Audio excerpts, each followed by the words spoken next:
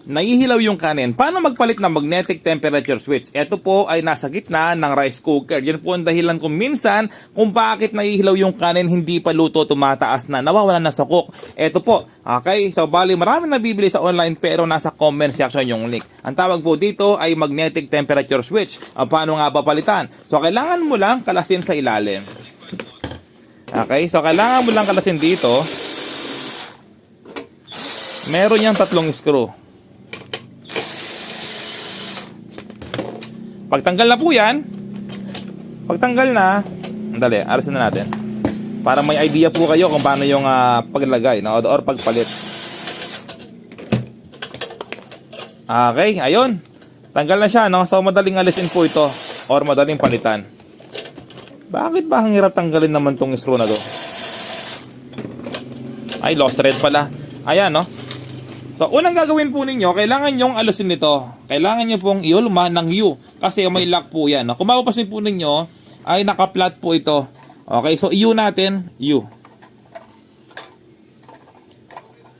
Okay, ayan po, U. Kapag nag-U na po na yan, iangat mo na siya. Okay, kailangan gamit ng long nose. Ilayin mo sa baba. Ayan po, tanggal na. Okay, sa tanggal na, no?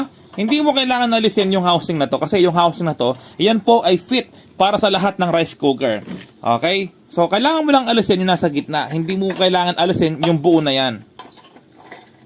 Okay? Para hindi mo makahirapan. Hindi po sinasabi ng iba yan, no? Ayan, kailangan mong alisin yung 3 lock. Kapag tanggal na yan, mahuhulog na po yan. Ito. Ito lang po yung papalitan. Tsaka yung spring.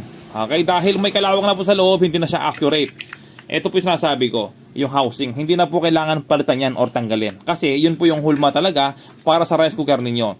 So kailangan mo lang alisin nito, yung 3 clip na yan, yung tulad ng ginawa mo natin dito. Okay, so alisin ko na siya. Okay, yan, no? Napakadaling palitan. Ayan, mga ka-repairman, no? Bago yung spring, tignan mo, ang line ng diferensya, di ba? Tsaka yung magnetic sa loob, bagong-bago. Okay, ayan po. Ngayon, ipapasok lang dito. Kailangan tugma sa 3 butas doon. So, ganyan lang po ilagay, no? Walang kahirap-hirap. Okay, so ipasok natin.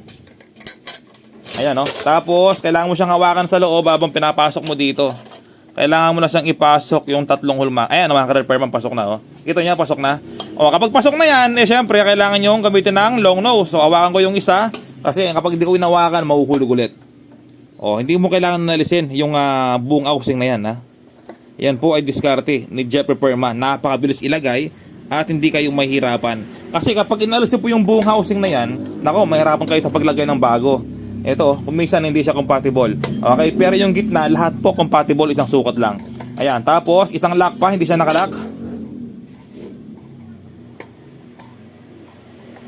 Ayan. Tapos, siyempre, ilalagay natin yung lock. Yung lock naman po, yung nasa gitna. Di ba? Inalis po natin kanina, yung lock nasa gitna. Ito po, oh. Ito ang ilalagay natin. Okay? Agad na yan nakasi. Nakasi na po yan, no? Oh, pagpasok na po yan, ayan, kita niya, pasok na. Iano mo siya, diretso mo siya. Ayan, no? Ilapat mo siya. Ilapad. O, ayan, no? Ayan po. Ganyan lang kadali, mga ka-repairman. Ayan, no? Subukan natin. Ayan, no? Oh. Okay na. Nasa comment yung link.